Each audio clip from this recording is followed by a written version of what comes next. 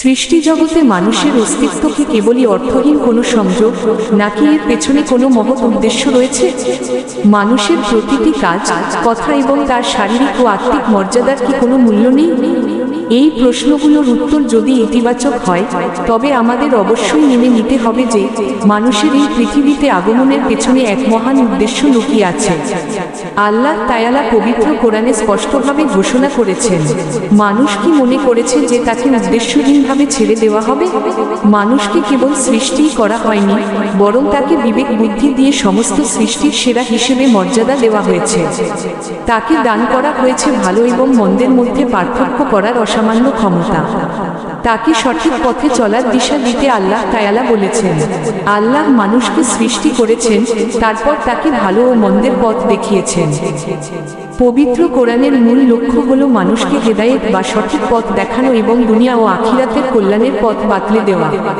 এ কারণেই কোরআনে আদি মানব হযরত আদম এর সৃষ্টির পুঙ্খানুপুঙ্খ বিবরণের চেয়ে মানুষের জীবনবিধানের উপর বেশি গুরুত্ব দেওয়া হয়েছে। পবিত্র কোরআনে হযরত আদম এর নাম মোট 25 বার এসেছে। নবীদের কাহিনী বর্ণনায় কোরআন মজিদে সর্বপ্রথমে তার কথাই আলোচনা করা হয়েছে। সূরা বাকারা, আরাফ, ইসরা, কাহাফ এবং তহাতে তার নাম, গুণাবলী ও কর্মকাণ্ডের বিস্তারিত বর্ণনা রয়েছে। অন্যদিকে সূরা হিজর ও ছোয়াদে তার গুণাবলী এবং সূরা আল ইমরান, মায়েদা, মারিয়াম ও ইয়াসিনে প্রাসঙ্গিকভাবে তার নামের উল্লেখ পাওয়া যায়।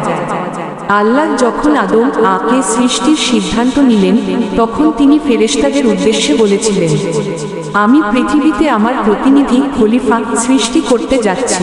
ফেরেশতারা তখন নিবেদন করেছিল যে তারা তো আল্লাহর পবিত্রতা বর্ণনা করেই যাচ্ছে, তবে কেন এমন কাউকে সৃষ্টি করা হচ্ছে যারা পৃথিবীতে অশান্তি ও রক্তপাত ঘটাতে পারে?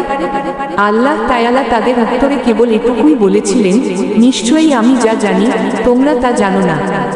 সার কথা, এই আলোচনা থেকে এটি স্পষ্ট হয় যে মানুষ এই পৃথিবীতে কোনো আকস্মিক বা উদ্দেশ্যহীন সৃষ্টি নয়, বরং মহান আল্লাহর এক বিশেষ পরিকল্পনা এবং পরীক্ষার অংশ হিসেবেই আমাদের এই পৃথিবীতে পাঠানো হয়েছে।